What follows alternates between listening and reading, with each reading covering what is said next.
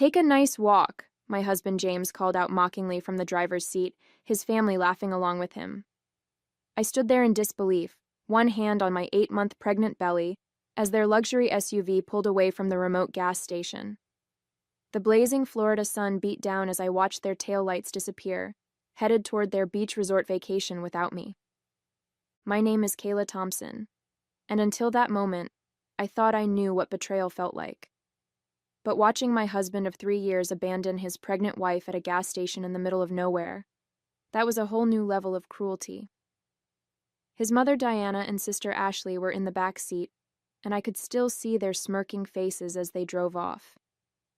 It had started as a normal bathroom break during our road trip to Daytona Beach. I'd asked James to wait while I used the restroom, as walking was becoming increasingly difficult in my 3rd trimester. When I came out, I saw them all laughing and pointing at me through the car windows. Before I could reach the vehicle, they drove away, leaving me stranded in the scorching heat. The gas station owner, Tom, an older gentleman with kind eyes, witnessed the whole thing. He immediately brought me inside the air-conditioned store and offered me a cold drink. "I've got security cameras covering the whole property," he said, his voice tight with anger. "What they did, that's not right." I sat in his small office trying to process what had just happened. My phone was in the car, along with my purse and everything else. I was literally stranded with nothing but the sundress I was wearing. Tom's wife Barbara, who helped run the store, brought me some water and crackers. "I'm calling the local news," Barbara declared, her face flushed with righteous anger. "People need to see this. What kind of man leaves his pregnant wife stranded, and his family laughing about it? This isn't right." I should have felt embarrassed or tried to stop her. Instead, I felt a strange sense of calm wash over me. Let them call the news. Let everyone see exactly what kind of man James Wilson really was. As I rubbed my swollen belly, feeling my baby girl kick, I knew this wasn't just about me anymore. This was about protecting my daughter from a family that thought cruelty was amusing. Looking back, there had been warning signs about James and his family from the beginning. When we first met at a charity gala 3 years ago, James seemed different from his family, kinder, more genuine. He was a corporate executive at Florida Values Insurance, a company that prided itself on traditional family principles. I was a kindergarten teacher who loved my work with children. We fell in love quickly, and despite his family's subtle disapproval, we got married within a year. Diana, my mother-in-law, ran the prestigious Wilson Family Foundation, which organized high-profile charity events in Jacksonville. She never missed an opportunity to remind me that I didn't quite fit into their social circle. "It's sweet that you work with children," she would say, her voice dripping with condescension, though I always hoped James would marry someone more accomplished. Ashley, James's sister, was even worse. She'd orchestrated countless social situations designed to humiliate me, like the time she invited me to a casual lunch that turned out to be a formal charity board meeting, leaving me mortified in my simple sundress among women in designer suits. "Oh, I must have forgotten to mention the dress code," she'd said with a smirk. But James had always defended me, at least in the beginning. That changed when I got pregnant. It was as if a switch flipped in him. Suddenly, he started agreeing with his mother's criticism, laughing at his sister's cruel jokes, and treating me like I was an embarrassment. Tom's voice brought me back to the present. "The news crew will be here in about an hour," he said, checking his phone. "And I've got the security footage ready. Shows everything clear as day." Barbara handed me another bottle of water. "Your hands are shaking, dear. When was the last time you ate?" I realized I'd missed lunch, caught up in the excitement of the trip that was supposed to be our last vacation before the baby came. James had insisted his family join us, claiming it would be good for family bonding. "I should have known something was wrong when he made me sit in the back seat so his mother could sit up front," I said quietly. "He said it was because she gets carsick, but they were whispering and laughing the whole time." Barbara's face hardened. "Well, they won't be laughing when everyone sees what they did. My nephew works at Channel 7 News. Trust me, this story won't stay quiet." While waiting for the news crew, I borrowed Tom's landline to call my best friend Nicole. She'd never trusted James or his family, especially after what happened at my baby shower last month. "Kayla, thank God you're okay," Nicole answered. "You need to see what they're posting on social media right now." Tom turned his computer monitor toward me, logging into Facebook. There, on James's page, was a series of photos posted just 20 minutes ago. My hands shook as I read the caption. "Finally free for a relaxing family vacation. Some people just can't handle the Wilson lifestyle. Beach life. Family first." The photos showed James, Diana, and Ashley lounging by the resort pool, cocktails in hand, acting like nothing was wrong. Comments from their social circle poured in, all laughing and congratulating them on their escape. "There's more," Nicole said grimly. "Diana's foundation just announced a fundraiser for family values and responsibility next week. The hypocrisy is unreal." Tom's security footage was playing on his other monitor. I watched myself walking out of the bathroom, pregnant, belly prominent, as James's SUV deliberately pulled away. The sound was clear enough to pick up their laughter. "Those aren't people," Barbara muttered, watching the footage. "They're monsters." My phone was still in the car, along with my hospital bag, the bag I'd packed carefully with everything I might need, given how close I was to my due date. The realization hit me hard. They hadn't just abandoned me. They'd deliberately put my baby at risk. A sharp pain shot through my abdomen. Barbara noticed immediately and grabbed my hand. "Honey, are you having contractions?" "Just Braxton Hicks," I assured her, but another pain made me gasp. "At least I think they are." Tom was already on the phone with emergency services. "Better safe than sorry," he said. "The nearest hospital is 40 minutes away."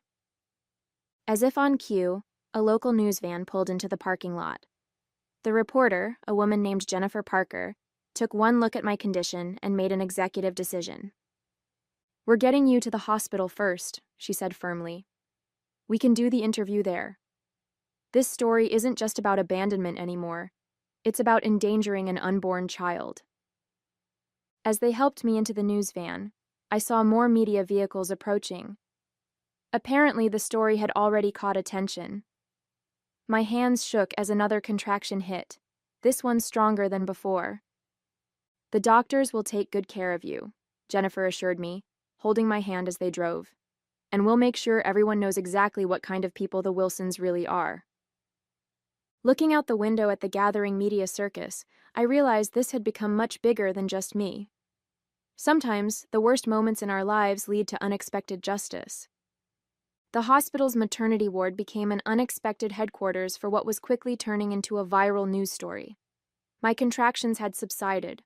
False labor brought on by stress, the doctors said, but they wanted to keep me overnight for observation. By evening, the security footage from the gas station had hit every major news outlet in Florida. "Mrs. Wilson," a nurse said, poking her head into my room, "there are more reporters asking to speak with you.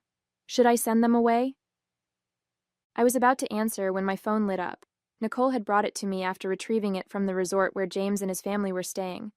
A staff member had found it in their room and, after seeing the news, reached out to help. "Kayla, turn on Channel 7 now," Nicole urged, her voice urgent.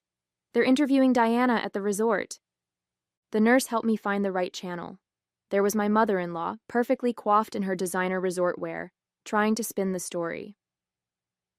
"This is all a misunderstanding," Diana said smoothly to the reporter. "Kayla has been very emotional lately. Pregnancy hormones, you understand.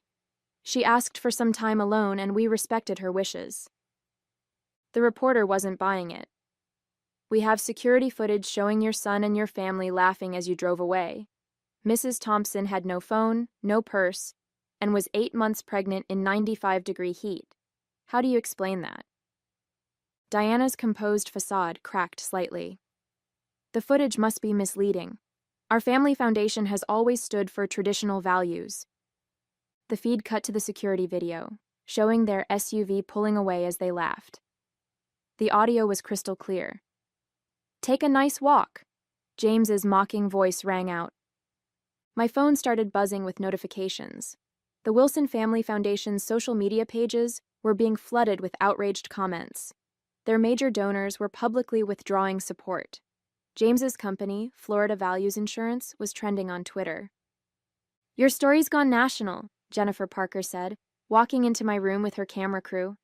"People are furious. Do you want to make a statement?"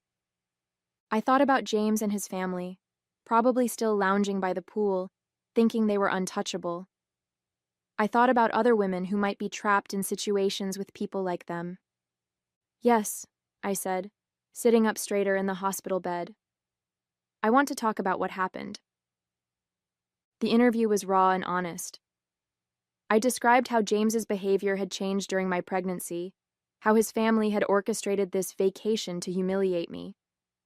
I talked about the baby bag with my medical information that they'd driven away with, showing how little they cared about my child's safety. As I spoke, more messages flooded in. James's colleagues were publicly distancing themselves. His company's CEO had released a statement saying they were deeply concerned about the incident and would be reviewing the situation. "Mrs. Thompson," Jennifer said gently, "your story has struck a nerve. Women across the country are sharing similar experiences of emotional abuse and abandonment. You've started a movement." I placed my hand on my belly, feeling my daughter kick.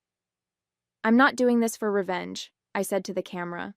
"I'm doing this because no one should have to experience what I did today, and my daughter needs to know that her mother stood up to bullies even when those bullies were family." By morning, the story had exploded beyond anything I could have imagined.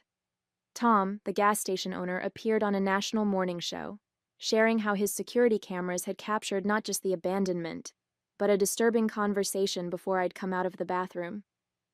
"They were planning it," Tom revealed to millions of viewers.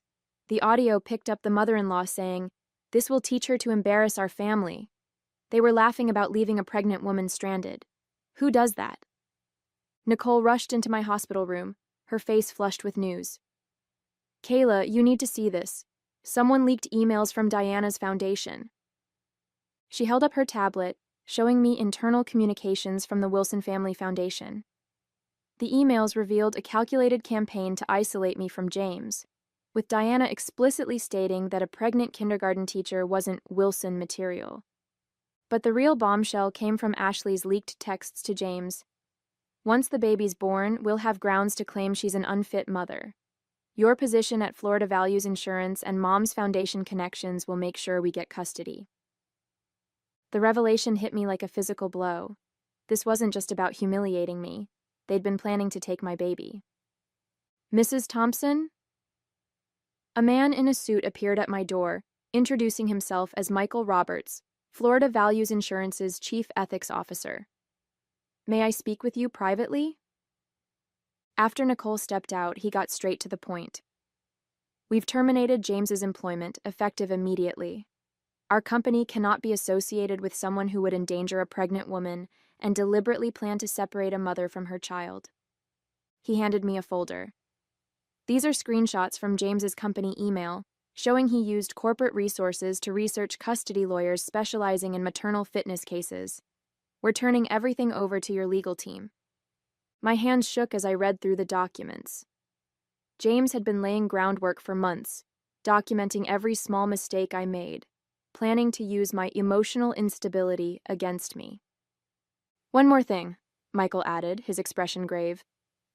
"Our HR department discovered James has a pattern of workplace harassment. Several female employees have now come forward with complaints they were previously afraid to file. This goes beyond your situation, Mrs. Thompson. You've exposed a systemic problem." As he left, Jennifer Parker returned with breaking news. Diana's largest charity partners were publicly cutting ties with the Wilson Family Foundation. The prestigious country club where they held their social events had revoked their membership. Their carefully constructed world of influence was crumbling. "The resort just asked them to leave," Jennifer reported. "Their guests were complaining about sharing space with those horrible people from the news. They're being escorted out as we speak." My phone buzzed. A message from an unknown number. It was from James's assistant at Florida Values Insurance. I saved the dash cam footage from his company car. He and his mother were planning this for weeks. I couldn't stay silent anymore.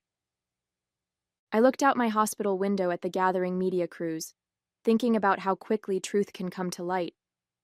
The Wilsons had planned to destroy me, but their own actions had destroyed themselves instead. The next day brought an unexpected visitor, James's former executive assistant, Amanda, clutching a thick folder and looking nervous. "I can't keep quiet anymore," she said, sinking into the chair beside my hospital bed. "The custody plan? It wasn't just about getting the baby. There's money involved, a lot of it." Amanda spread out documents across my bed, insurance policies, trust fund papers, and financial statements painted a disturbing picture. James and his family had taken out several policies related to my pregnancy, including a substantial life insurance policy I'd never known about.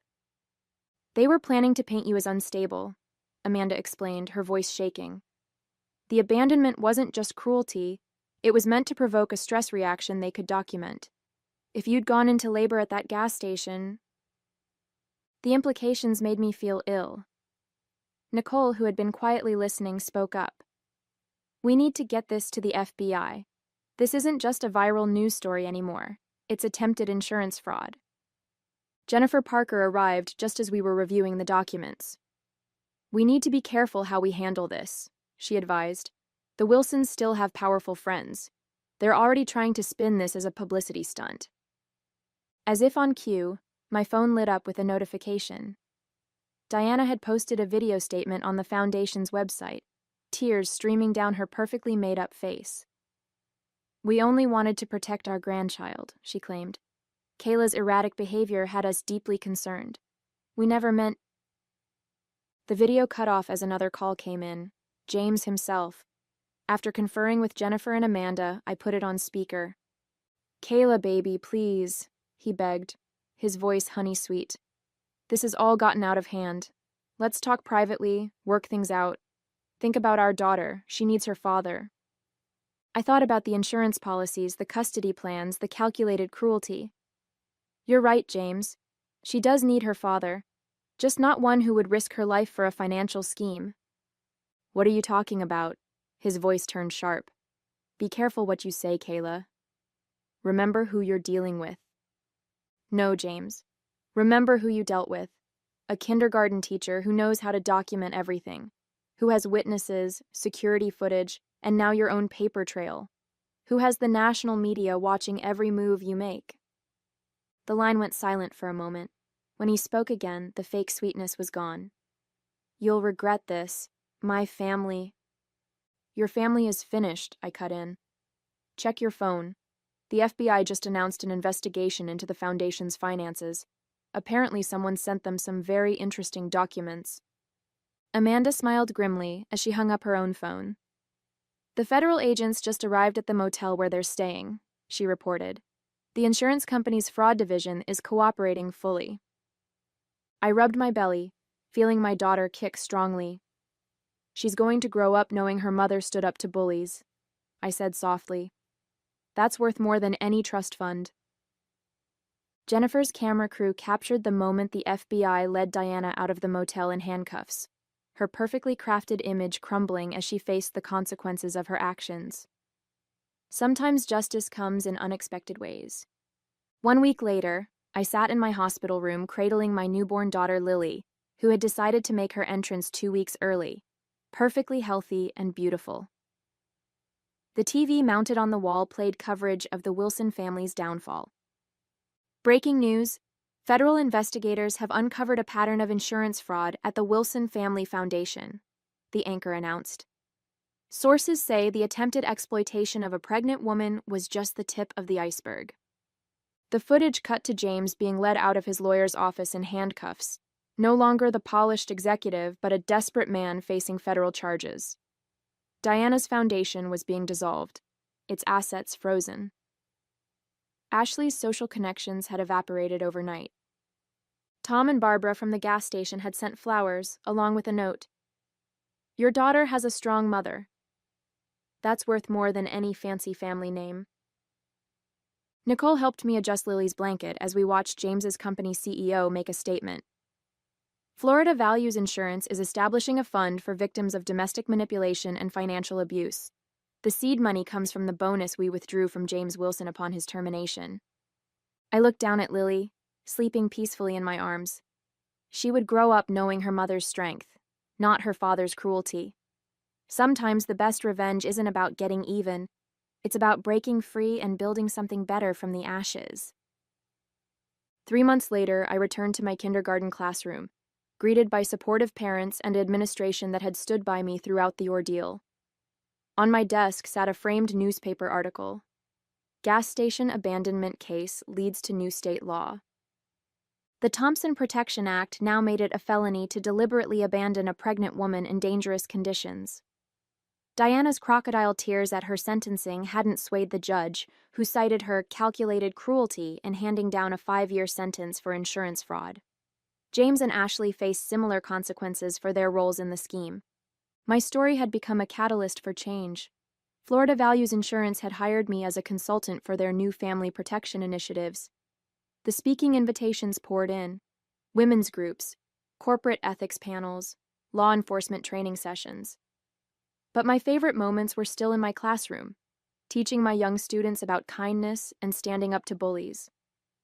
Lily thrived, surrounded by love from my real family, Nicole, who became her godmother, Tom and Barbara, who visited regularly, and the countless strangers who had become allies. The Wilson family's social media accounts stayed silent, their once mighty influence reduced to a cautionary tale. Remember, I told a reporter who asked about my message to others, sometimes the worst moments in our lives lead us to our greatest strength. Lily will grow up knowing that her mother didn't just survive, she helped change things for the better.